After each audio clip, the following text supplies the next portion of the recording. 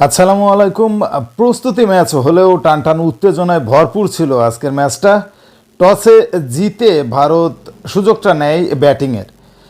যুক্তরাষ্ট্রের মাটিতে প্রথমবারের মতো বাংলাদেশ দল খেলতে নেমেছে এবং এই ম্যাচের যে পিচ রিপোর্ট ছিল সেটা থেকে আগেই অনুমিত ছিল যে এখানে প্রথমে ব্যাট করতে নামলে 180-90 রান হবে, অর্থাৎ এটা যে হাই স্কোরিং ম্যাচ হবে সেটা আগে থেকে বোঝা যাচ্ছিল। এবং এবারকার বিশ্বকাপ আসলে যারা ব্যাটিংটা ভালো করবে তাদেরই হবে, এটা একেবারেই পরিষ্কার হিসাব।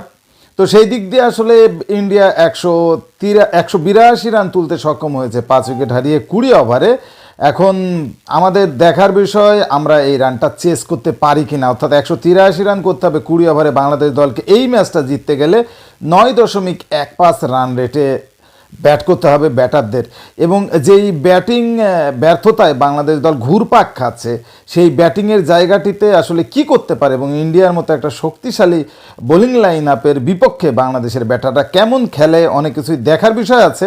যদিও এখনও পর্যন্ত মনে হচ্ছে না যে এই ম্যাচ বাংলাদেশ দল বের করে নিয়ে যেতে পারবে, বিশেষ করে বাংলাদেশের ব্যাটসম্যানরা যে পরিমাণে অফ ফর্মে আছেন। তবে আজকের প্রস্তুতি ম্যাচের সবথেকে অপূর্ণতা আমি মনে করি শরীফুলের ইনজুরি।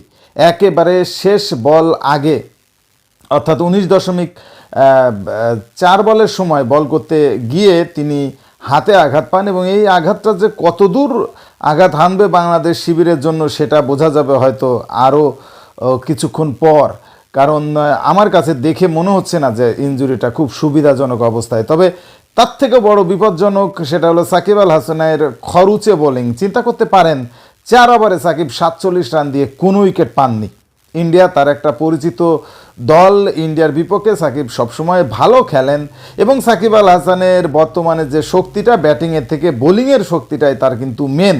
এবং সেই কারণেই নাজমুল হোসেন শান্ত তাকে সাহস করে পাওয়ার প্লেতে বোলিং করিয়েছেন, কিন্তু সব প্ল্যানই ভেস্তে গেছে শান্তর। কারণ ঋষভ পান্ট তিনি একাই ভেঙে চুরে চুরমার করে দিয়েছেন সাকিব আল হাসানকে।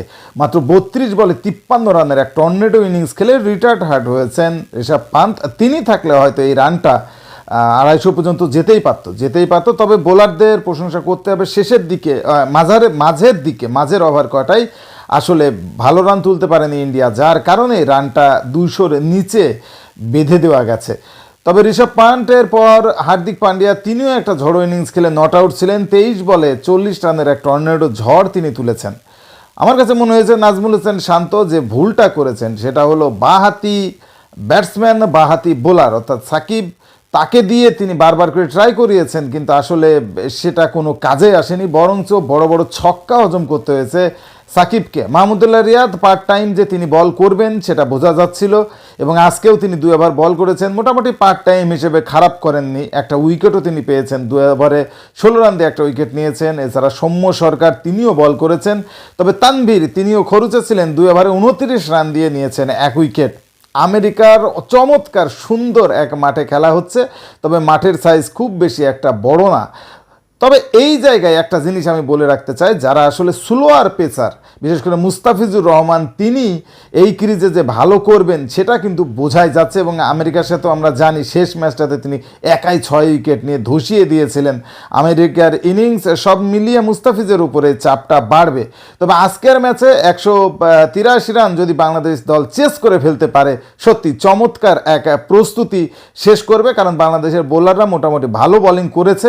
এখন ব্যাটসম্যানরা যদি তাদের দায়িত্বটা নিতে পারে ঠিকঠাক, সেই ক্ষেত্রেই একমাত্র বাংলাদেশে দ্বিতীয় রাউন্ডে যাওয়ার চান্স আছে। কি মনে হয়, টিম ইন্ডিয়াকে কি হারাতে পারবে টাইগাররা? কমেন্টসে জানান। স্পোর্টসের সর্বশেষ আপডেট জানতে স্পোর্টস ফিভার চ্যানেলটি এক্ষুনি সাবস্ক্রাইব করে বেল আইকন বাজিয়ে দিন। ধন্যবাদ।